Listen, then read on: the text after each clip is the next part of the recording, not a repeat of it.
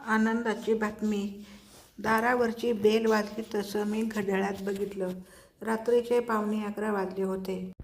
नेटफ्लिक्सवरचा चालू असलेला कार्यक्रम मी पुश केला आणि उठलो. प्रिया आली असावी. महिन्यातून एकदा या मैत्रिणी कुणा एकीच्या घरी पार्टी करतात. तशी आज एकीच्या घरी पार्टी होती. नेहमी अशा पार्टीवरून परत येताना बऱ्यापैकी दमलेली प्रिया आज खूपच उत्साहात आणि वेगात घरात शिरली. परेश, आनंदाची बातमी आहे. तिचा उत्साहाचा धबधबा अगदी ओसंडून वाहताना कळत होता. आनंदाची बातमी. माझ्या काळजात धस्स झालं. प्रियाचे आईवडील येणार आहेत की काय? एकतर ते आले की महिनाभर तरी जात नाहीत आणि या महिन्याभरात तिचे वडील खाण्याचे शौकीन असल्यामुळे आठवड्यातून एकदा किंवा दोनदा बाहेर खाणे हे ठरलेलेच असते. आणि तिची आई मराठी नाटकांची शौकीन असल्याने दर शनिवार किंवा रविवार एखादे नाटकही दाखवायला लागायचे. कधी मराठी चित्रपट. शिवाय पुण्यातील तुळशीबागेचे दोघेही फॅन असल्यामुळे तिथेही त्या प्रचंड गर्दीमध्ये किमान या काळात 2-3दा चक्कर टाकावी लागायचीच. कावरेंचे आईशी कॅरम, अगत्याचे जेवण हे मग व्हायचेच. एकूण पुढील किमान 1 महिना खिसा रिकामा करणारा आणि प्रचंड दमवणारा ठरणार या भीतीने मी केवळ विचार करूनच घरभगळीत झालो. तुझे आई बाबा येणार आहेत? मी भीत विचारलं. नाही रे, ही नाही आनंदाची बातमी, प्रिया म्हणाली आणि माझा जीव भांड्यात पडला. पण मग आनंदाची बातमी कोणती? मी परत विचारात पडलो आणि डोक्यात आलेल्या एका विचाराने काळजीतही. अगं पण प्रथमेश नंतर चान्स घ्यायचा नाही असं आपलं ठरलं होतं ना. आपण व्यवस्थित काळजीही घेतली होती. मग ही आनंदाची बातमी? मी तिला परत विचारलं. अरे तीही नाही, काहीतरी बोलू नकोस. प्रिया तोपर्यंत हॉलमधल्या सोफ्यावर स्थानापन्न झाली होती. बस सांगते तुला कोणती आनंदाची बातमी ते. थांब. असं म्हणून मी माझा नेटफ्लिक्सवरचा पुश केलेला कार्यक्रम बंद करून टाकला. एकतर आता शो शांतपणे बघणं शक्यच नव्हतं. शिवाय मी जे बघत होतो ते प्रियाला आवडेलच याची खात्री नव्हती. किंबहुना बहुतेक तिला ते आवडलं नसतंच. अरे मला एक सुंदर जॉब ऑपॉर्च्युनिटी आली आहे. Job opportunity? अगं तू पार्टीला गेली होतीस ना मैत्रिणीकडे? सांगते, जरा दम धर, प्रिया म्हणाली. तुला माझी ती मैत्रीण कल्पना माहिती आहे ना? तिच्याकडेच आज पार्टी होती. माझ्या डोळ्यासमोर ती कल्पना उभी राहिली. हो तीच, नाकावर छोटासा तिळा असलेली. तिचा नवरा रमेश एस.टी. महामंडळासाठी अधिकारी आहे. बरं मग त्याचं काय? अरे एस.टी. महामंडळात शिवनेरी गाड्यांमध्ये शिवनेरी सुंदरी ठेवणार आहेत. ते काम करण्यासाठी त्याने मला ऑफर दिली आहे. शिवनेरी सुंदरी आणि तुला कशी काय ऑफर दिली त्यांनी? अरे रमेश कल्पनाला म्हणाला. शिवनेरी सुंदरी म्हणून प्रिया एकदम शोभेल. गालावर छान खळी पडते तिच्या. या रमेशनं प्रियाच्या गालावरची खळी कुठे पाहिली आणि पुन्हा त्याबद्दल स्वतःच्या बायकोपुढे बोलायचंही तर कमालच होती. मला एकाच वेळी रमेशचा राग आणि कौतुक दोन्ही वाटलं. उद्यापासूनच ट्रेनिंग चालू होणार आहे. 7 दिवसाचं मी जाणार आहे, प्रिया आधीच्याच उत्साहात म्हणाली. पण मग रमेशनं कल्पनाच त्याच्या बायकोचं नाव का सुचवलं नाही शिवनेरी सुंदरीसाठी? मी प्रियाला विचारलं.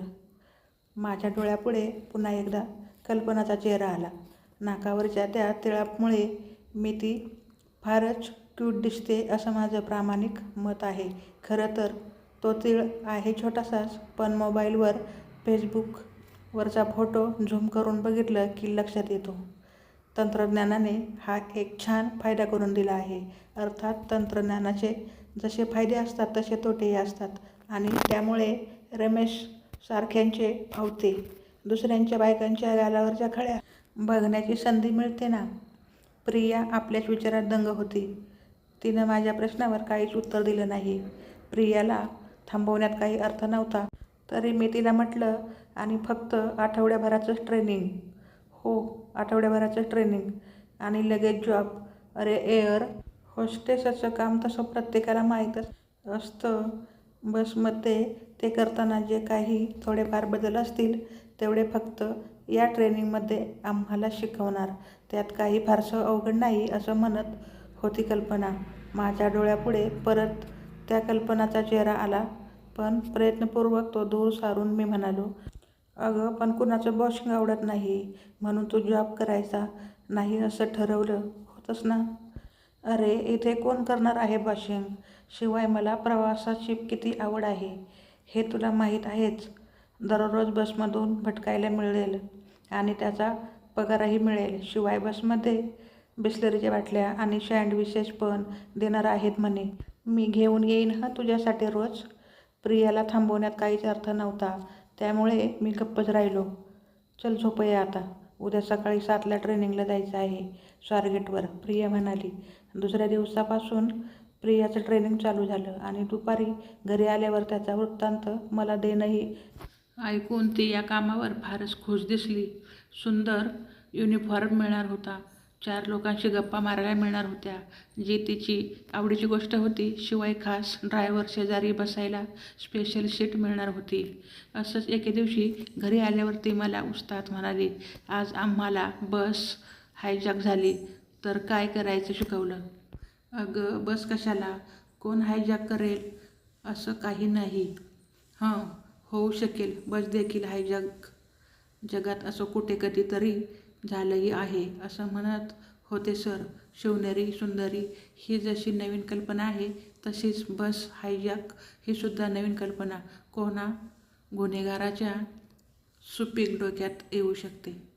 कल्पना कल्पना अशा 2दा उल्लेखामुळे माझ्या डोळ्यापुढे पुन्हा कल्पनाचा तो क्यूट चेहरा येऊन गेला. बरं मग काय करायला सांगितलंय? असं कोणी बस हायजॅक केली तर? मी उत्सुकतेनं विचारलं. असं काही झालं तर हायजॅकशी कसं प्रेमाने बोलायचं, त्याच्या कसं कलाकलाने घ्यायचं, त्यानं कुणा प्रवाशांना इजा करू नये म्हणून प्रसंगी त्याच्या बंदूक किंवा चाकूपुढे आपणच समोर कसं जायचं वगैरे आम्हाला त्याने शिकवलं. बापरे, मी मनातच म्हटलं. अर्थात काहीही सांगून प्रियाला तिच्या या निश्चयापासून दूर करणं शक्यच नव्हतं, म्हणून मी नेहमीप्रमाणे पुन्हा गप्प राहिलो. असेच 7 दिवस गेले आणि 8व्या दिवशी प्रिया शिवनेरी सुंदरी म्हणून कामावर रुजू झाली. आज मात्र तिचा या अनोख्या नोकरीचा पहिला अनुभव ऐकून घेण्यासाठी मी मनापासून उत्सुक होतो. रात्री 8चे सुमारास बेल वाजली आणि दार उघडताच प्रिया समोर दिसली. तिचा नेहमीचा उत्साह कुठल्या कुठे पळून गेला होता. ती एकदम गळून गेली होती.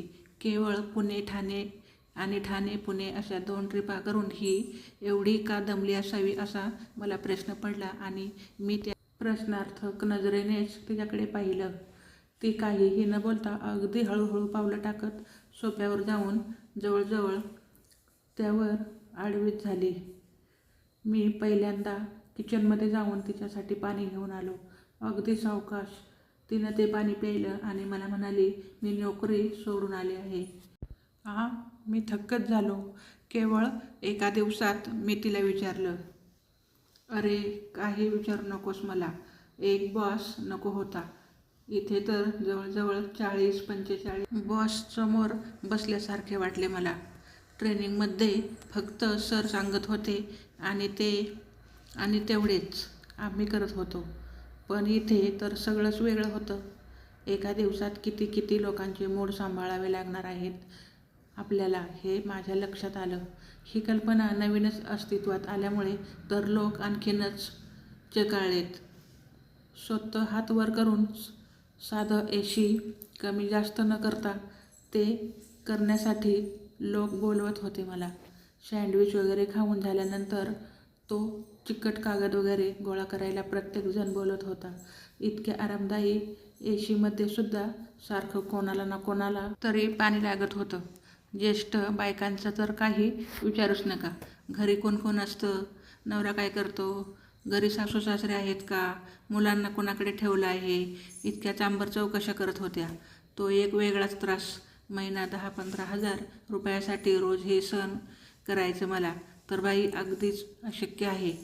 या सगळ्यांपेक्षा तुझं थोडं वॉशिंग सहन करणं चालेल मला. कशी वाटली माझी ही कल्पना? आज मात्र माझ्या नजरेसमोर ती नाकावरचा तिळवाली कल्पना आली नाही. माझ्या डोळ्यात आणि मनात माझीच ती लाडकी पण प्रचंड दमलेली, गळून गेलेली, तरीही गालावरती सुंदर खळी दिसत असलेली प्रिया होती. मी प्रेमानं प्रियाला लहान मुलासारखं थोपटत राहिलो. तर मित्रमैत्रिणींनो, ही कथा कशी वाटली कमेंट करून नक्की सांगा. आवडली असेल तर व्हिडिओला लाईक आणि चॅनलला सबस्क्राईब करायला विसरू नका. कथा पाहिल्याबद्दल आणि ऐकल्याबद्दल धन्यवाद.